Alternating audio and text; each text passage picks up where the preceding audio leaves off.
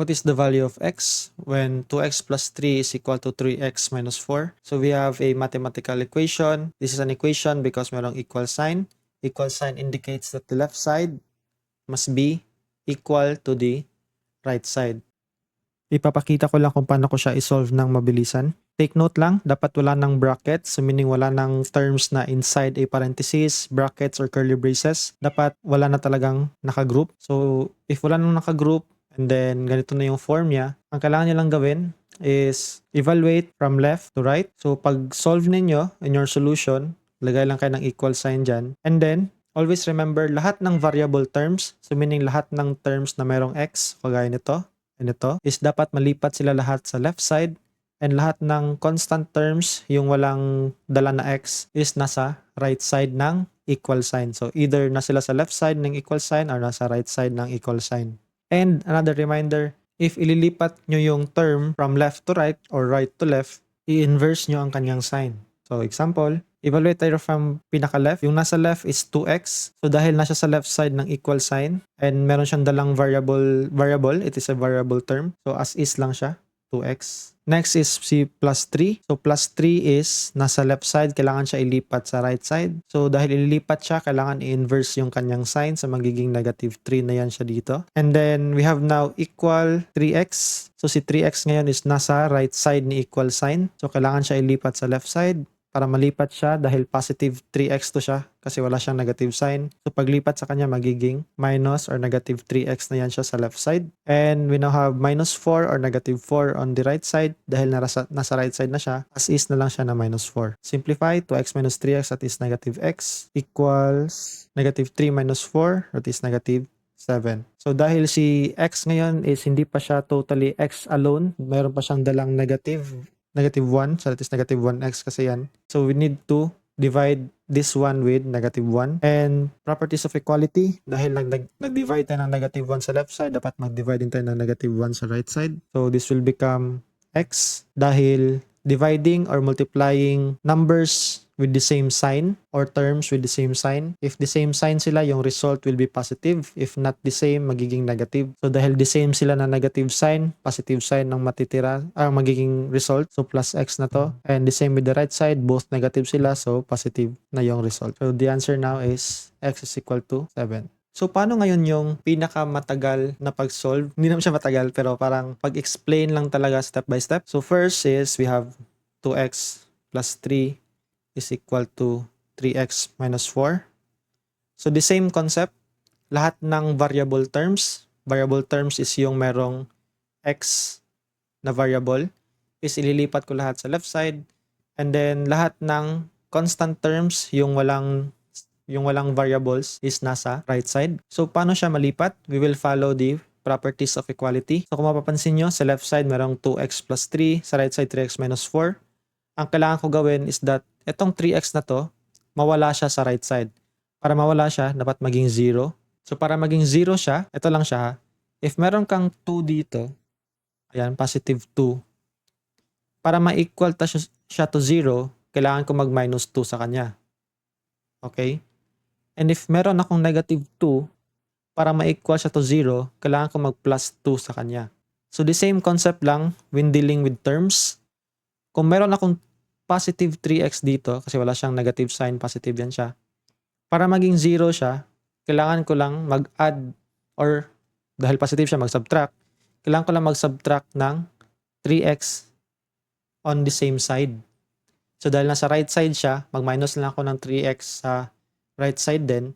And because an equation demands that the left side must be equal to the right side, kailangan natin din mag-minus 3x sa left side.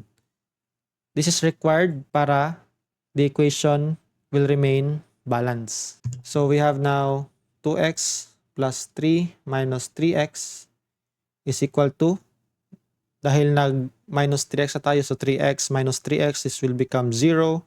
Ang natira na lang dito is minus 4. And then, the same din dito. Kung mapapansin nyo, yung left side is nandito pa si constant term, which is si plus 3.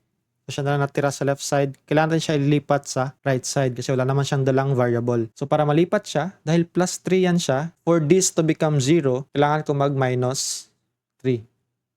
because plus 3 minus 3, that is 0. And the same concept, property, dahil nag-minus 3 ka sa left side, dapat mag-minus 3 ka din sa right side to remain the equation balance. We have 2x minus 3x is equal to negative 7.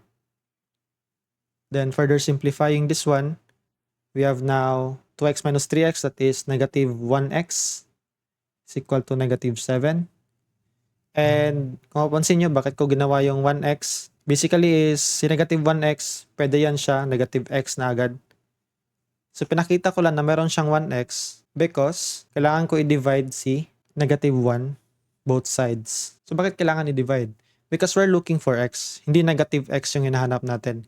Kasi ang mangyayari, if hindi natin papakita yung negative 1 dyan, this is just negative x is equal to negative 7. So, negative x is equal to negative 7, hindi pa yun yung x na hinahanap natin kasi meron pa siyang negative sign na dala. So, yung negative sign na yan, that is just negative 1. So, parang nag-multiply ka lang ng negative 1 kay x.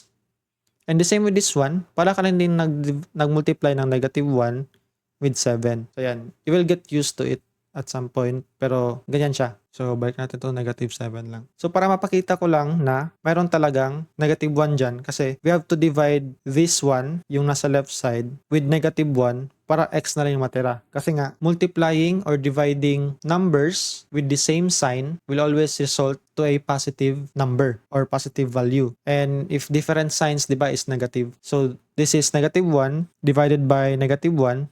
So this will result with positive 1 times x is equal to positive x or just x. So x na lang matitira dito. Following the property of equality, dahil nag-divide 1 ka dito sa left side, dapat mag-divide 1 ka din sa right side. So kaya merong divide 1 dito sa right side ngayon. So negative 7 divided by negative 1, dahil the same sign sila na negative, this will just become 7 or positive 7. So yung sagot natin ngayon is 7. So, ayan. Yun yung pinakamadali na way para mag-solve nito. There is a much easier way, pero hindi siya very usable, or in this case is hindi siya very efficient kasi mano-mano talaga pa rin siya. And then, wala kasing calculator sa civil service. So, yung easiest way talaga, yung hindi ka na mag-remember ng concepts, lalo na if very malaki na yung problem. So, usually, baka merong cube na dyan, parang x raised to 3, ganon. So, yun siya, magiging useful siya. Ito na way yung ipapakita ko ngayon. If ganun yung instance ng problem. Pero kung kagaya nito na simple lang siya, linear lang, walang naka-square, walang naka-cube, walang square roots, ganun. Ano na lang gawin nyo? Yung legit na way na step by step. Pero kung mahirap na siya na problem, tapos marami ka pang time, which is imposible naman sa civil service, ganun, if meron ka pang time, yung magagawa mo is pakiramdaman mo yung choices. So ano yung pakiramdaman? Ito ang choices na to, magagamit nyo to siya kasi pwede kayo mag-trial and error.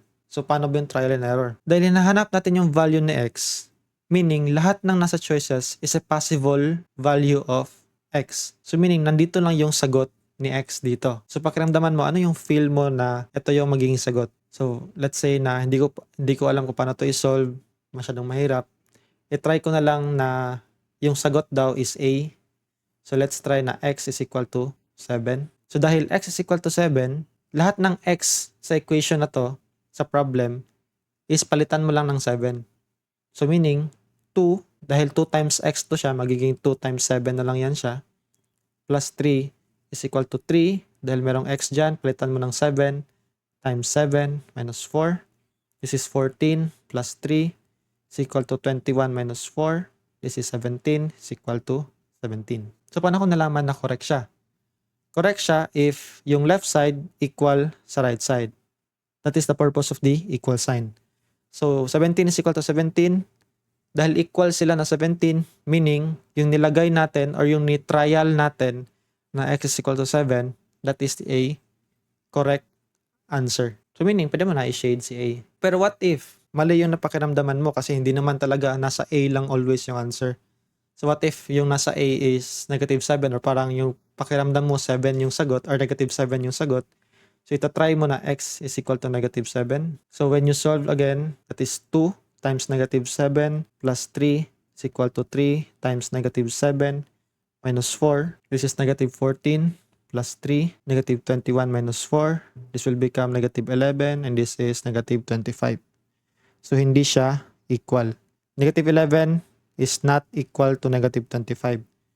So, mali yung sagot na x is equal to negative 7. So, ganyan siya. So, what if nag-try ka ng negative 7, nag-try ka ng 1, nag-try ka ng negative 1/5, hindi siya nag-equal sa 3, doon pa siya nag-equal sa 7, so masyadong mataas yung time na nakuha mo. Pero yun lang. If in case lang na ma-mental block kayo, if meron na kayo makita na cube dito, it will be very useful. Kung mas magaling kayo mag-compute ng mga cubes or ganun na computation. So, ayan. At some point, this will be useful, pero depende pa rin sa inyo.